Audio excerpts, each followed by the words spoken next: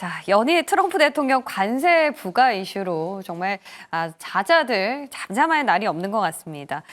최근에는 철강, 알루미늄 쪽을 언급하기도 했고 다음 타자는 어제 저희 점검해봤던 반도체, 의약품 그리고 자동차가 될 것이다라는 분석들도 많이 해주시는데요. 그래서 오늘 자동차 전문가와 함께 이에 대한 피해와 또 전략 체크해 보도록 하겠습니다. 유진투자증권 이재일 연구원 모셨어요. 어서 오십시오.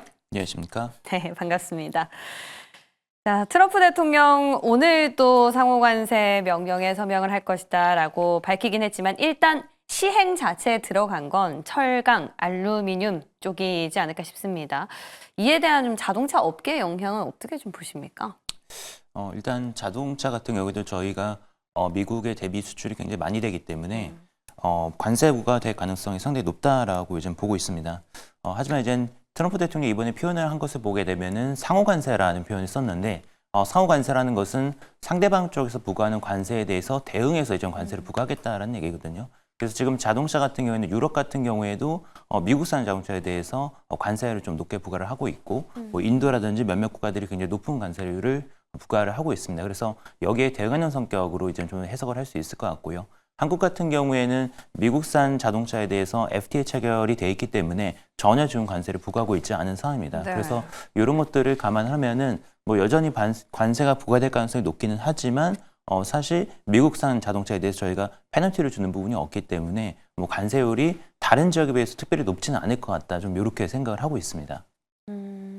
상호 관세, 말 그대로 상호적인 성격이기 때문에 일방적으로 부과하지 않을 것이라는 게 합리적인 생각이긴 합니다만 또 그 합리성을 추구하기보다는 자국의 우선을 추구하는 트럼프 대통령이다 보니 이 부분이 조금 걸리긴 합니다. 사실상 그렇게 친다면 일본과도 굉장히 우호적인 관계를 형성하고 있어서 미국 시장 자체에서 일본의 점유율이 높은 상황에서 우리나라 기업들이 잘 버텨낼 수 있을지가 관건일 것 같은데요. 자, 이런 부분들 우리가 만약에 관세를 매기게 된다면 국내 기업들 어떻게 좀 대응을 해야 할지 힌트를 좀 주세요. 뭐 이미 대응 전략은 좀 가동을 하고 있다라고 볼 수 있을 것 같고요. 특히 뭐 네. 현대차 그룹 같은 경우에는 뭐 IRA가 도입됐던 시점부터 미국 현지 생산을 늘리기 위한 전략들이 이제 가동을 시작을 했습니다. 네. 작년 이제 10월 달부터 미국 조지아주 메타플랜트 공장이 시험 가동에 들어갔고요. 올해부터 이제 본격적으로 가동을 할 예정인데 초기에는 여기에서 전기차 전용 공장으로 들어갈 예정이었었는데 네. 지금 여러 가지로 규제 환경들이 변화가 있다 보니까 하이브리드라든지 다른 차종들까지도 좀 홀류 생산하는 것으로 지금 전략을 바꾸고 있습니다. 그래서 현대기아차가 미국 시장 내에서 생산 능력이 이제 대폭 증가를 하게 되고요. 거기에 더해서 다른 이제 밑에 있는 부품사들까지도 동반해서 투자를 하고 있기 때문에 현재 일간 생산 체제가 좀 갖춰지고 있는 상황이다라고 볼 수 있습니다. 현대제철 같은 경우에도 최근에 미국 현지에 이제 제철소를 짓는 거를 또 고려를 하고 있다라고 얘기를 하고 있기 때문에 지금 어떻게 보면은 미국을 어떻게 보면 그 지역에서 굉장히 중요한 생산 기지로 업그레이드하는 전략이 지금 가동을 하고 있다. 이렇게 보입니다. 다만 이젠 한국에서 지금 미국으로 나가는 수출 물량들이 뭐 여러 가지가 있겠지만 사실 환율 효과를 지금 굉장히 톡톡히 보고 있거든요. 여기에서 막대한 수익성을 올리고 있는데 현지 생산하게 되면은 이 환율 효과를 또 못 보기 때문에 수익성이 악화되는 거는 좀 불가피하지 않을까 이렇게 생각이 됩니다. 일단 관세를 피해서 미국이라는 나라에서 생산을 하게끔 지금 추진을 하고 있습니다만 환율 효과가 워낙 컸던 터라 이 부분 조금 아쉬울 수 있다. 그런데 환율 효과도 빠지게 되는데 지금 수익성도 현대차는 굉장히 가성비를 또 앞세우고 있지 않습니까? 뭐 하이브리드 조금 뭐 비싸긴 하지만 이 부분은 그럼 수익에는 차질이 불가피하겠네요. 뭐 수익성 영향은 분명히 있을 것으로 예상하고요. 뭐 네. 환율적인 측면도 있고, 근데 이제 최근 현대기아차의 미국 시장에서 판매를 보게 되면은 기존에는 좀 싼 차를 판매를 했었던 게 맞기는 합니다. 네. 근데 최근에 이제 많이 팔리는 모델들을 보면은 뭐 현대차의 팰리세이드라든지 뭐 기아 텔루라이라든지 기존 대비해서 이제 대형 SUV들 그리고 하이브리드 차종들 그리고 현대차 이제 제네시스 같은 경우에도 지금 월 7,000대에서 8,000대까지 지금 계속해서 판매 신기록을 갱신을 하고 있거든요. 그래서 이런 점들을 보면은 과거처럼 현대기아차가 미국에서 어떤 싼 가격의 차는 타는 이런 차 이미지에서는 좀 많이 좀 벗어나지 않았나 이렇게 생각이 듭니다. 그리고 이런 미래차로 이제 전환되는 과정에서 보면은 기존에 가지고 있었던 어떤 브랜드 레퓨테이션이나 경쟁력 이상으로 어떤 신기술을 어떻게 빨리 도입하느냐, 어떤 모델들을 빨리 시장에 내놓느냐 이런 것들이 또 경쟁력에 많이 영향을 미치기 때문에 지금은 좀 구조적으로 개선되는 부분들이 분명히 있기 때문에 어떤 이런 관세 영향이나 좀 부정적 영향들을 상쇄하고도 또 수익성 유지할 수 있는 또 이런 전략들이 있지 않나라고 생각이 됩니다. 그러니까 결국에 제네시스나 팰리세이드 같은 비싼 차종의 제품이 네. 잘 팔려하면 어느 정도 좀 방어가 될 수 있을 것이다라는 전략을 주셨어요. 자, 그러면은 이거는 어디까지나 일단 뭐 하이브리드 쪽이나 수익성을 좀 가시화할 수 있는 제품군이라면 전기차 쪽은 얘기가 좀 다를 것 같아요. 일단 저희가 관세 리스크가 불거지기 전에 당초에 걱정했던 게 IRA 보조금 폐지였지 않습니까? 근데 만약에 정말 이 또한 실행을 하게 된다면 업계 부담이 더 가중될까요? 아니면 전기차는 애초에 별로 이렇게 많이 중심을 두고 있지 않아서 뭐 별 타격이 없을까요?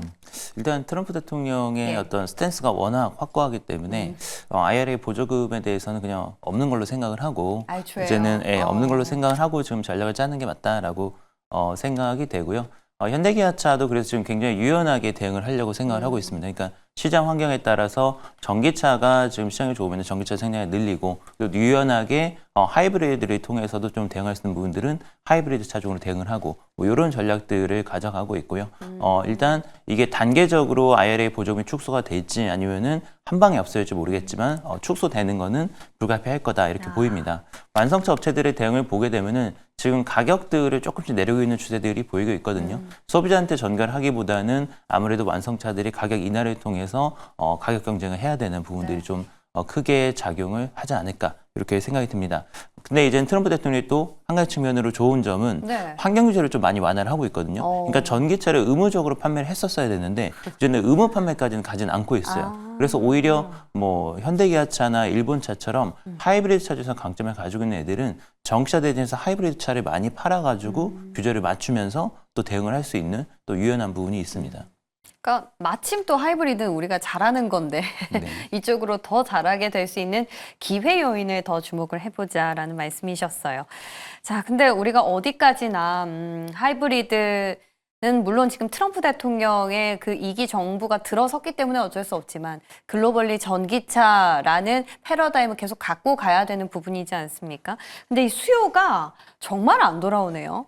일시적인 건 줄 알았는데 뭐 최근에는 너무 그러니까 안 팔리다 보니까 가격 경쟁을 계속 붙이고 있는 것 같아요. 지금 중국의 비아디도 뭐 전기차 저가 전기차 내놓는다 했고 테슬라도 생각해 보면 올해 초에 또 저가형 모델 내놓는다고 했고 근데 궁금한 게 결국에 이렇게 P가 줄어들면 Q가 아무리 늘어나도 마진이 좀 안 나올 것 같은데 그래서 본질적으로는 수요가 언제 회복될 것인지가 가장 중요한 포인트일 것 같거든요. 네. 업계에서는 언제쯤으로 전망을 하고 있습니까? 일단 전기차 수요는 계속해서 좀 성장을 할 거다 이렇게 예상을 합니다. 근데 이제 성장 네. 지역이 네. 어디에 집중되느냐가 문제인데 중국이죠. 작년 같은 경우에도 중국 시장에 집중이 분명히 됐었거든요. 예. 그리고 올해 같은 경우에는 유럽도 환경 규제가 강화되고 하다 보니까 유럽, 중국 그리고 기타 시장에서도 다 성장을 할 걸로 예상을 합니다. 다만 이젠 미국 시장 같은 경우에는 이제 IRA 보조금이 사라지고 환경 규제도 좀 완화가 되는 기조가 나타나고 있기 때문에 뭐 성장이 굉장히 둔화되는 거는 좀 불가피할 거다 이렇게 보입니다. 근데 지금 전체적으로 시장을 봤었을 때 중국 자동차 EV들이 지금 글로벌리 굉장히 빠른 속도로 확장을 하고 있거든요. 그리고 유럽에서도 지금 점유율이 빠르게 늘어나고 있는 상황입니다. 그래서 이렇게 중국 업체들이 유일하게 들어가지 못하는 지역이 미국인데 이 미국 시장에서 전기차 성장이 둔화가 되다 보니까 뭐 현대기아차나 뭐 또 폭스바겐이라든지 이런 글로벌 업체들 입장에서는 사실 미국 시장의 성장 둔화가 굉장히 좀 아쉬운 부분이 분명히 있을 것 같아요. 지금 중국이 워낙 글로벌 시장에서 차지하는 비중이 엄청나게 커졌기 때문에 사실상 이 가격 경쟁력을 다른 업체들이 따라가기가 굉장히 쉽지 않은 상황이 되고 있고요. 뭐 이런 것들이 좀 가속화가 되다 보면은 정말로 이제는 비아디 같은 중국 업체들이 글로벌 시장에 계속 침투해 나가고 다른 업체들이 좀 따라하기 힘든 이런 좀 상황이 펼쳐질 가능성도 있을 걸로 보입니다. 그러다 보니까 테슬라가 이제 전기차보다는 로봇, 자율주행 쪽에 더 힘을 싣고 있는 것 같아요. 그러다 보니 완성차들의 패러다임도 자율주행 로봇 쪽으로 좀 옮겨가고 있는 것 같은데요. 현대차는 웨이모랑 뭐 자율주행 위탁 생산 이슈는 계속 있었고, 뭐 자체적으로 자율주행 방식에 또 변화를 주겠다. 이제 라이다 쪽이 아니고 뭐 카메라 모듈 쪽 쓰겠다라는 기사도 냈던 걸로 제가 기억을 하는데, 지금 현재 자율주행이랑 로봇 쪽은 상황이 어떻습니까? 지금 자율주행 관련해서 시장 네. 경쟁이 굉장히 좀 치열한 상황이고요. 얼마 전에 이제 BYD 같은 경우도 자율주행 신의 눈이라고 하는 플랜에 대해서 네. 좀 발표를 한 바가 있습니다. 이게 또 시장에서 굉장히 임팩트가 있었죠. 현대기아차의 현재 상황을 보게 되면은 글로벌리 앞서 나간다고 보기는 조금 어려운 것 같아요. 뭐 미국이나 중국 내 플레이어들 대비해서 자율주행 기술에 조금 열의에 있는 것으로 좀 봐야 될 것 같습니다. 근데 지금 많이 이제 전략적으로 변화를 주고 있는데 좀 가시적인 움직임들을 좀 보여줄 필요가 있다라고 생각을 하고요. 그리고 중국 업체들이 지금 자율주행 분야에서 미국을 따라잡을 정도로 경쟁력을 갖추게 된 부분을 보게 되면은 결국에는 협력 관계를 구축을 하고 그리고 많은 부분을 소위 말하는 팔로업 내지는 베끼는 전략을 통해 가지고 지금의 경쟁력을 가져온 거거든요. 그래서 현대기아차 같은 경우도 지금 파운드리 전략, 그러니까 뭐 웨이모라든지 글로벌 탑티어 업체들하고 협력 관계를 통해서 지금 배워 나가겠다라는 모습이기 때문에 지금 당장 자체 역량으로 모든 걸 하겠다 이런 부분보다는 협력 관계를 구축을 통해서 빠르게 배우고 따라잡는 뭐 이런 전략들을 가시적으로 보여줄 필요가 있다라고 생각이 됩니다. 좋습니다. 자율주행도 아직 조금은 지지부진한 현대차. 그래서 그런지 전고체 쪽을 또 다른 돌파구로 삼는 건 아닌가라는 시장의 기대감을 최근에 불러오기도 했습니다. 그래서 전고체 관련해서 소재 기업들이 무려 상한가에 근접하는 시세를 내기도 했는데 실제로 다음 달부터 현대차가 그 전고체 라인을 가동한다는 게 뭐 시험 생산을 한다는 겁니까? 만약 그렇다면 실제 우리 국내에서 수혜받는 기업이 있을까요? 일단 전고체 관련해서는 뭐 도요타나 폭스바겐 뭐 이런 완성차 업체들이 굉장히 좀 관심을 갖고 투자를 하고 있습니다. 왜냐하면 이게 정말로 또 상용화가 되게 되면은 시장 패러다임 자체가 완벽하게 변화가 되기 때문에 지금과는 이제 다른 구도가 나타나기 때문에 여기 포기를 못하고 계속해서 투자를 하고 있죠. 네. 근데 이 상용화가 이제 쉽지는 않은 기술이다라는 게 지금 좀 많이 그죠. 좀 밝혀져 있는 상황이고요. 현대차도 지금 전고체를 자체적으로 개발을 시도를 하고 있는데 이게 뭐 지금 당장 뭐 상용화에 임박을 했다라든가 뭐 이 정도 수준까지 기술 완성도가 오지는 않았을 것으로 이제 좀 추정이 됩니다. 그래서 그런 거를 생각을 하면은 지금 뭐 말씀하신 파일럿 생산은 전고체를 개발, 뭐 이제는 상용화 준비를 위해서 투자하는 시험 단계 예. 정도를 이제 좀 생각을 해야 될 것 같고요. 뭐 상용화가 임박했다거나 이 정도 수준은 아니지 않을까 이렇게 좀 생각이 됩니다. 그래도 뭐 사실 고무적인 부분이 없지는 않네요. 자, 끝으로 그럼 이러한 시점에서도 우리가 자동차 쪽을 눈여겨봐야 된다면 혹시 어떤 기업을 봐야 되는지 좀 추려주시죠.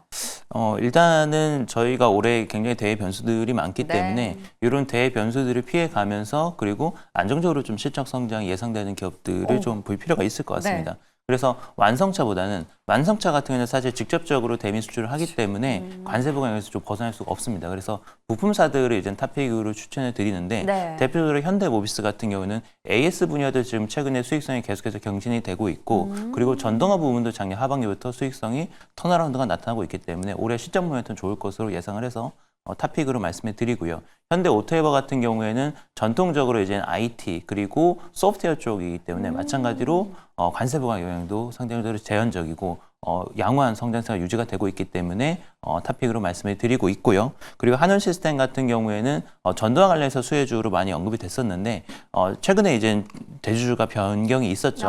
한국타이어 그룹으로 이제 편입이 됐기 때문에 작년에 좀 빅베스가 있어서 실적이 악화됐었는데 올해는 빅베스 이후에 실적 턴어라운드 기대감이 굉장히 높은 기업이기 때문에 한원 시스템도 이제 탑픽으로 말씀을 드립니다. 좋습니다. 자, 자동차 쪽은 아직까지 관세에 대한 리스크, 물론 돌파구 찾고 있긴 하지만 벗어날 수 없기 때문에 이러한 측면에서 부품단, 그리고 자율주행도 같이 엮어볼 수 있겠네요. 소프트웨어 쪽, 현대모비스, 오토에버까지 저희 잘 기억해 보도록 하겠습니다. 오늘 도움 말씀 고맙습니다.